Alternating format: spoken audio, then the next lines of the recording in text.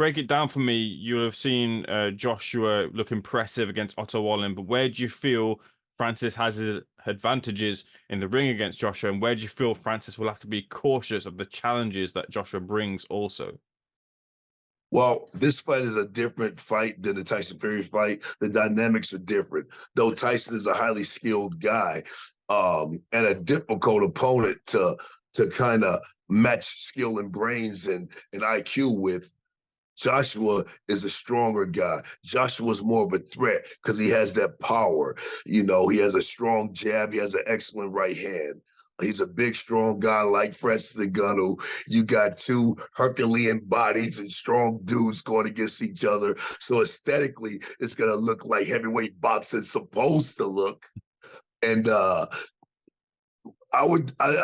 feel the intestinal fortitude, the grit, the will, and the determination and desire of Francis Ngannou will be stronger and outdo that same thing in Anthony Joshua. Joshua has power, so we have to be sharp. We have to be very sharp this fight and very strong this fight. And those are two things that we plan on doing anyway. So it's another day in the office for us. I watched Ara Helwani's interview with Francis, good interview there, and I saw Yeah. Ngannou say that he believes that Joshua doesn't have the chin to hold the power that Francis contains in his punches. Do you feel the same way in the sense that the key to victory here is going to be by knockout, and it's going to be the power that Francis holds over AJ, who might not be able to hold it in the ring? Well, to be honest, I've been watching Anthony Joshua a long time. When he was an amateur and won the gold medal in the Olympics, I was watching him then because I enjoyed watching him fight. So I've seen all of his fights. I remember he was 20-0 with what, 20 knockouts or 19 knockouts, smashing everyone, winning championships, being the face of boxing. So I don't carry those same sentiments. But again, I'm the coach. I'm not a 275-pound monster who's the hardest puncher in the world. Of course, Francis is going to feel that way because whomever he hits, they're going to go down. So he should feel that way. Francis has ultimate power. So, of course, he feels that way. If he hits any boxer on the chin, they're going to go down. So I understand why he feels that way. But in my mind, Joshua has a sturdy chin. He's strong. He's skilled. He's talented. He's athletic. He's big and strong. And he's an Olympic gold medalist. We can't discredit that. So I know how dangerous of an opponent it'll be. I know it's going to be fire versus fire, and we're okay with that. If it comes down to who's the toughest, who's the strongest, and who's willing to go to the darkest place, Francis Ngannou will win that outing. And that's against any of these guys in boxing right now. Now, we talked about discreditors, and not to say that he's a big discreditor, but he backs his guy as well, too, that being Eddie Hearn. And a clip was played on Errol Helwani's podcast, and it said a flashback to before the Fury fight. He said, look, if Anthony Joshua fights Francis Ngannou, it's easy money for Yes. for Anthony Joshua. Just a Yes. word on Eddie Hearn's feelings there about that.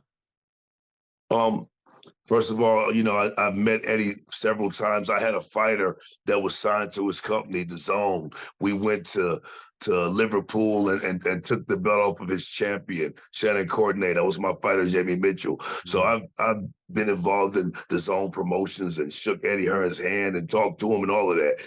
Eddie Hearn's a cool guy. I have no malice or anything negative to say about Eddie Hearn, except for he's a promoter. Of course, he's going to promote his guy.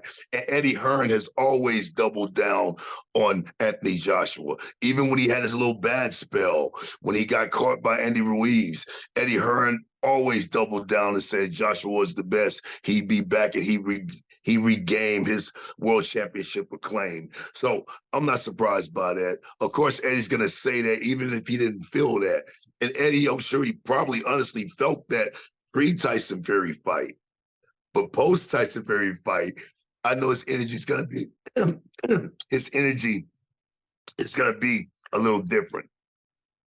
Excuse me. Do you want to take a second? No, I've been flying for the last few days. Post-fight, I know Eddie Eddie's energy is going to be a little different, even if he says it or not. He still may protest the same statements he made, but he doesn't feel it that way. He doesn't feel that way now for sure. No way. He Do knows it's going to be a tough fight. He knows how strong Francis is. All the opinions about him gassing out in 4 rounds or less, that can't be the narrative this time. And he knows the danger that his fighter is going to face on March 8th. He may just don't want to admit it, but he knows it. Dewey, can you tell me, is there a rematch clause for this fight? I know that Francis said, look, if he wins, he wouldn't mind fighting and Anthony Joshua again, this time somewhere in Africa. But is that there in place? I'm not sure about the all the declarations and little nuances of the contract. I didn't even ask Francis. When he told me this fight was a possibility, I said the moment it's signed, it's time. Let's go. Man, I'm a simple guy when it comes to these sort of things. I can care less about all of that because we're not thinking about a rematch. We're thinking about conquering that moment the first time and all the good things and the blessings and the commentary and the opinions and all that'll come afterwards. If you win, you end. It's that simple with me. And that's my goal for this fight. And that's definitely Francis Ngannou's goal for this fight. Is the goal as well this year to return to MMA with all the success that he's having in boxing, with the money he's making, and everyone's celebrating the opportunity he's getting to make real good money for himself and his team there? But does he plan to return to MMA and have a fight in the PFL? Um, he says he plans on it, but I simply tell him when you decide what you want to do, let's go. If it's mixed martial arts, if it's boxing, I'm a supporter of Francis Ngannou. He creates that business for himself. If he asks me, I'll give him my opinion, but it doesn't matter to me. A fight's a fight, a fight. You're talking to a guy who's had professional mixed martial arts fights, 25 professional boxing fights, and nearly 100 professional kickboxing fights. So I do them all three. To me, a fight's a fight's a fight. Whether it's on the street or in the ring, it's a fight thing to me. I love it too. So it doesn't matter. Whatever he wants to do, we'll prepare him for victory in that aspect of the fighting disciplines. Do we just to turn the perspective to yourself in terms of you and the credit you're getting, or at least finally from the boxing audiences as well? You've been in boxing around for a long time, but sometimes it takes for that big breakout fight, that big spotlight to finally have coaches get their flowers. But for you, in terms of getting Francis to this position alongside the team, getting big nights and big opportunities and training for someone like an Anthony Joshua fight, how do you feel heading into another momentous occasion? Man, you know what? I've been a boxing coach for so long. I won my first world championship in boxing in 2001. I've been in some big fights.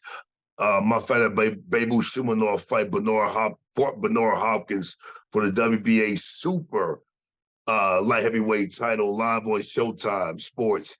My fighter Jesse Vargas fought Manny Pacquiao on HBO, made event for our world title that we won, knocking out Saddam Ali on HBO. So I've had some big fights. We were this close when I was training Jesse Vargas of fighting Kell Brook in London when he was a champion. We were the champ at welterweight. So I've had big moments. It's good that the boxing audience is starting to recognize me. But to be honest, man, I'm a martial artist. I trained every day of my life since I was 9 years old. I can truly care less about the fanship and the boxing people or the mixed martial arts people giving me my flowers. As long as my fighters understand how hard we're going to work and the energy and the effort I put into winning and to my fighters. The thing that matters to me are the 3 Fs: my fighters, my family, and my friends. I would love to say that 4th F would be the fans and the positive ones. I appreciate them, but the 3 that matter to me are the fighters, my family, and my friends. Man, everything else is extra. Everything else is the cherry on top. The sundae's still delicious without the cherry on top. And these opportunities are great. I appreciate them. I appreciate the interviews with awesome people like you. And we're human. We want to be pat on our back for the successes we have and the opportunities we create. But at the end of the day, I believe in the KISS method. In mathematics, there's a method called the KISS method. You keep it simple, stupid. I'm gonna keep it simple, focus on my fighters, try to prepare them as best as I can. And fight night, we're gonna show the world what we're about. And that's all I care about. I appreciate the fans, but it's not like that's something I need to be Dewey Black Cobra Cooper or Dewey Cooper, the president of Team Combat League. I'm this because of all the hard work and all the sweat equity I put into this sport in my life, being a martial artist and a boxer.